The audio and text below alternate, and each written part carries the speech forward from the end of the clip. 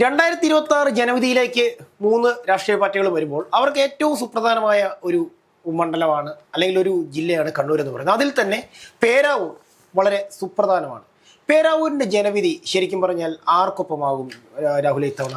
പേരാവൂര് ത്രികോണ മത്സരമാണ് എന്നൊന്നും എനിക്ക് തോന്നുന്നില്ല. സ്വാഭാവികമാണ് പേരാവൂർ BJPക്ക് ഏകദേശം 9,000 അല്ലെങ്കിൽ 10,000 വോട്ടിൻ്റെ ഒരു ലീഡ് മാത്രമേ ഉള്ളൂ. അല്ലെങ്കിൽ അത്രയും വോട്ടുകൾ മാത്രമാണ് BJPക്ക് അവിടെ ഉള്ളത്, BJPയുടെ പോക്കറ്റുകൾ എന്ന് പറയുന്നത്. സ്വാഭാവികമായിട്ടും എന്തുകൊണ്ടാണ് ആ മത്സരം കൂടുതൽ ശ്രദ്ധയാകുന്നത് എന്ന് വെച്ച് കഴിഞ്ഞാൽ മുൻ ആരോഗ്യമന്ത്രിയായിട്ടുള്ള KK ശൈലജ അവിടെ മത്സരിക്കുന്നവരാണ്. സ്വാഭാവികമായിട്ടും KK ശൈലജ കഴിഞ്ഞ തവണ വലിയ ഭൂരിപക്ഷത്തിലാണ് വിജയിച്ചത്. അത് മട്ടന്നൂർ എന്ന് ഏകദേശം 10,60,000 വോട്ടിൻ്റെ ഭൂരിപക്ഷത്തിലാണ് വിജയിക്കുന്നത്. സ്വാഭാവികമായിട്ടും ഓരോ മണ്ഡലത്തിലേക്ക് ആളുകൾ വാങ്ങിക്കുന്ന വോട്ട് എന്ന് പറയുന്നത് ഏകദേശം 60,000 അവിടെയാണ് KK ശൈലജ എന്ന് പറയുന്ന മുൻ ആരോഗ്യമന്ത്രി. KK ശൈലജയുടെ അപ്പോഴത്തെ ഒരു ഡിമാൻഡ് എന്ന് പറയുന്നത് വേറെ ആയിരുന്നു. കാരണം അതിനു മുമ്പോട്ടുള്ള തെരഞ്ഞെടുപ്പ്, അതായത് 2016 KK ശൈലജ ആരോഗ്യമന്ത്രിയായിരുന്നു. അതിനുശേഷം കേരളത്തിലടുത്ത വനിതാ മുഖ്യമന്ത്രി എന്നുള്ള ടാഗ് ലൈനൊക്കെ കിട്ടിയ ആളായിരുന്നു KK ശൈലജ എന്ന് പറയുന്നത്. സ്വാഭാവികമായിട്ടും പക്ഷേ പാർട്ടി അവരെ തള്ളിക്കളയുന്ന അല്ലെങ്കിൽ അവഗണിക്കുന്നൊരു രീതിയാണ് കാണിച്ചത് എന്ന് വേണമെങ്കിൽ പറയാം. 60,000 വോട്ട് കിട്ടിയിട്ടാണ് മട്ടന്നൂരിൽ നിന്നും വിജയിച്ചു വരുന്നത്. അപ്പോൾ സ്വാഭാവികമായിട്ടും മട്ടന്നൂരിൽ നിന്ന് അത്രയും വോട്ടിന് വിജയിച്ചു വന്ന ഒരാളെ എന്തിനാണ് പേരാവൂരേക്ക് മാറ്റുന്നത് എന്നുള്ള ചോദ്യം ശൈലജ ടീച്ചർ തന്നെ ഉന്നയിച്ചിരുന്നു. കഴിഞ്ഞ ദിവസത്തെ മാധ്യമങ്ങൾ മുന്നിൽ വന്ന് ശൈലജ ടീച്ചർ പറയുമ്പോൾ പോലും ഒരു കോൺഫിഡൻസ് ഇല്ലാതെയാണ് പറയുന്നത്. പാർട്ടി എന്നെ ഏൽപ്പിച്ചു, ഞാൻ മത്സരിക്കുന്നു, അത്രയേ ഉള്ളൂ.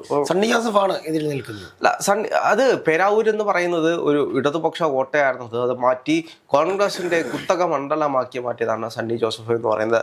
സ്വാഭാവികമായിട്ടും സണ്ണി ജോസഫിനെ സംബന്ധിച്ച് സണ്ണി ജോസഫ് ഇപ്പോൾ 2016 7,989 വോട്ടിന്റെ ഭൂരിപക്ഷം ഉണ്ടായിരുന്നു. 2021 വരുമ്പോൾ ഭൂരിപക്ഷം കുറഞ്ഞിട്ട് 3,172 വോട്ടിന്റെ ഭൂരിപക്ഷം ഉണ്ടായിരുന്നു. അപ്പോൾ സ്വാഭാവികമായിട്ടും ഈ തെരഞ്ഞെടുപ്പിൽ, കഴിഞ്ഞ തെരഞ്ഞെടുപ്പിനെ പറ്റി നമുക്കറിയാം, 2021 തെരഞ്ഞെടുപ്പ് എന്ന് പറയുന്നത് വലിയൊരു LDF തരംഗം വീശിയൊരു തെരഞ്ഞെടുപ്പായിരുന്നു. സ്വാഭാവികമായിട്ടും ഇനി വരാൻ പോകുന്ന തെരഞ്ഞെടുപ്പ് അതൊരു UDF തരംഗമാണ് എന്നുള്ള പ്രതീതികളുണ്ട്. കാരണം 10 വർഷമായിട്ട് ഇവിടുത്തെ കമ്മ്യൂണിസ്റ്റ് പാർട്ടിയാണ് ഭരിക്കുന്നത്. ഭരണവിരുദ്ധ വികാരമുണ്ട്, പിണറായി വിരുദ്ധ തരംഗമുണ്ട്. സ്വാഭാവികമായിട്ടും അവിടെ ശൈലജ ടീച്ചറിനെ ബലിയാടാക്കുമ്പോൾ അവിടെ പാർട്ടിക്കാർ ചിലപ്പോൾ ചോദിക്കാൻ വന്നേക്കാം, അതായത് ശൈലജ ടീച്ചറെ ഇഷ്ടപ്പെടുന്ന ആളുകൾ പേരാവൂർ അവർക്ക് വോട്ട് ചെയ്തേക്കാം. എന്നിരുന്നാലും സണ്ണി ജോസഫിനെ നമുക്ക് അങ്ങനെ തള്ളിക്കളയാനൊന്നും കഴിയില്ല. സണ്ണി ജോസഫിൻ്റെയും പേര് കഴിഞ്ഞ ഒരു ടൈം കൊണ്ട് മാറി, അല്ലെങ്കിൽ കേരളത്തിൽ അറിയപ്പെടുന്ന ഒരു നേതാവായിട്ട് സണ്ണി ജോസഫ് മാറി. ഇപ്രാവശ്യം അദ്ദേഹം വിജയിച്ചു വരികയാണെങ്കിൽ ഒരു മന്ത്രി സ്ഥാനത്തേക്ക് അദ്ദേഹത്തിന് പരിഗണിക്കാം. കാരണം അദ്ദേഹം KPCC പ്രസിഡന്റാണ്. നമുക്കറിയാം കോൺഗ്രസിന്റെ ഏറ്റവും വലിയൊരു സ്ഥാനമാണ് KPCC പ്രസിഡന്റ് എന്ന് പറയുന്നത്. അപ്പോൾ KPCC പ്രസിഡന്റ് ആയിരിക്കുന്ന സണ്ണി ജോസഫും മുൻ ആരോഗ്യമന്ത്രിയായിട്ടുള്ള KK ശൈലജയും തമ്മിൽ മത്സരിക്കുമ്പോൾ വലിയൊരു ഫൈറ്റാണ് അവിടെ നടക്കുന്നത്. വലിയൊരു ഫൈറ്റ് എന്ന് വെച്ച് കഴിഞ്ഞാൽ അങ്ങോട്ടും ഇങ്ങോട്ടും വലിയൊരു ബാറ്റിൽ യുദ്ധം ആ പറയുന്ന രീതിയിലേക്ക് പോകുന്നുണ്ട്. തെരഞ്ഞെടുപ്പാണെങ്കിൽ പോലും വലിയ രീതിയിൽ പ്രചരണങ്ങൾ അവിടെ നടക്കുന്നുണ്ട്. പക്ഷേ അവസാന ലാപ്പിൽ സണ്ണി ജോസഫ് വിജയിക്കുമെന്ന് തന്നെയാണ് പല കോണുകളിൽ നിന്നും പറയുന്നത്, പല സർവേകളും പറയുന്നത്. സ്വാഭാവികമായിട്ടും കാരണം സണ്ണി ജോസഫ് ഇത്രയും നാളായിട്ട് അവിടെ നിന്ന് മത്സരിച്ചു വരുന്നു. അദ്ദേഹത്തിൻ്റെ വോട്ട് ഷെയർ ഒരു LDF മണ്ഡലമാണെങ്കിൽ പോലും സ്വാഭാവികമായിട്ടും അത് ഒരു ഇത്ര കാലം കഴിയുമ്പോഴത്തേക്കും പിന്നീട് തങ്ങൾ ഭരിച്ചു വരുമ്പോൾ അത് തങ്ങളുടെ പാർട്ടി സംഘടനാ സംവിധാനം ഇതെല്ലാം വർദ്ധിപ്പിച്ചു വരുന്ന ഒരു മണ്ഡലമായിട്ടാണ് പേരാവൂരെ കണ്ടിട്ടുള്ളത്. സ്വാഭാവികമായിട്ടും വലിയൊരു തെരഞ്ഞെടുപ്പ് തന്നെയായിരിക്കും പേരാവൂർ സംഭവിക്കുന്നത്. അതിൻ്റെ പ്രധാനപ്പെട്ട കാരണം എന്ന് പറയുന്നത് കണ്ണൂരിൽ നിലനിൽക്കുന്ന രാഷ്ട്രീയ സാഹചര്യങ്ങളുണ്ട്. കണ്ണൂരിലെ രാഷ്ട്രീയ സാഹചര്യം എന്ന് പറഞ്ഞു കഴിഞ്ഞാൽ കണ്ണൂർ പാർട്ടിക്കുള്ളിൽ തന്നെ പിണറായി വിരുദ്ധത കൃത്യമായിട്ട് നമുക്ക് കാണാൻ കഴിയും. അതിൻ്റെ പ്രതിഫലനങ്ങളാണ് ഇപ്പോൾ നമ്മൾ പറയുന്ന പോലെ തളിപ്പറമ്പിൽ ഗോവിന്ദൻ മാഷിന്റെ ഭാര്യയെ മത്സരിപ്പിക്കാൻ നിൽക്കുമ്പോൾ TK ഗോവിന്ദൻ അപ്പോൾ പുള്ളി അടയുന്നു. സ്വാഭാവികമായിട്ടും അദ്ദേഹം പാർട്ടിയിലേക്ക് വരുന്നു. പയ്യന്നൂര് രക്തസാക്ഷി ഫണ്ട് തട്ടിപ്പുമായിട്ട് ബന്ധപ്പെട്ട് വലിയ രീതിയിലുള്ള വിവാദങ്ങളാണ്. ഇപ്പോൾ കുഞ്ഞികൃഷ്ണൻ ചേട്ടനാണ് അവിടെ മത്സരിക്കുന്നത്. സ്വാഭാവികമായിട്ടും ഇത്തരത്തിലുള്ള ഒരുപാട് രാഷ്ട്രീയ വിഷയങ്ങൾ അവിടെ നിലനിൽക്കുന്നുണ്ട്. കണ്ണൂരിൽ ഈ വിഷയം എന്താണെങ്കിലും ചർച്ച ചെയ്യും. അതിന്റെ പ്രധാനപ്പെട്ട കാരണം എന്ന് പറയുന്നത് രക്തസാക്ഷികൾ എന്ന് പറയുന്നത് അടിത്തട്ട് തൊട്ടുള്ള കമ്മ്യൂണിസ്റ്റ് പാർട്ടിക്കാർക്ക് അത്രയും വികാരധീരമായിട്ട് അവർ കൊണ്ടു നടക്കുന്നത്.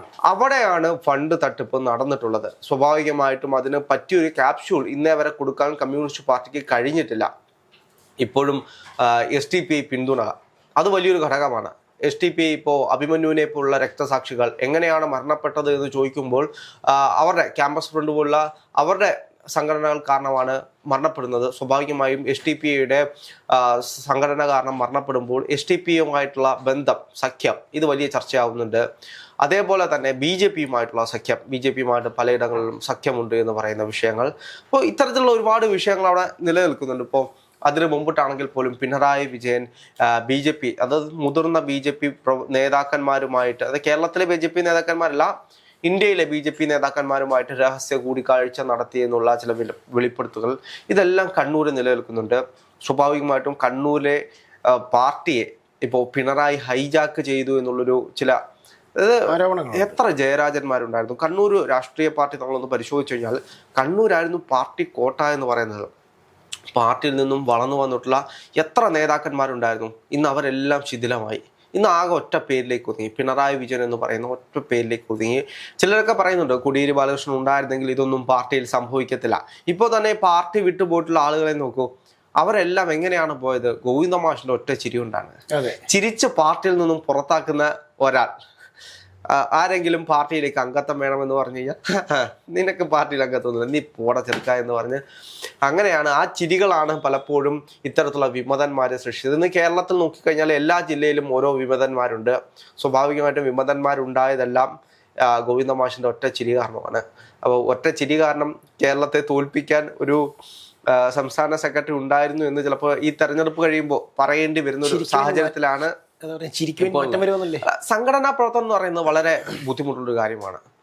എല്ലാ ആളുകളെയും ഒന്നിപ്പിച്ച് കൊണ്ടുപോവുക, പല വ്യത്യസ്ത അഭിപ്രായങ്ങളുള്ള ആളുകളാണ്, അവരെ എല്ലാം ഒന്നിച്ച് കൊണ്ടുപോകുക എന്ന് പറയുന്നത് വലിയ വിഷയമാണ്.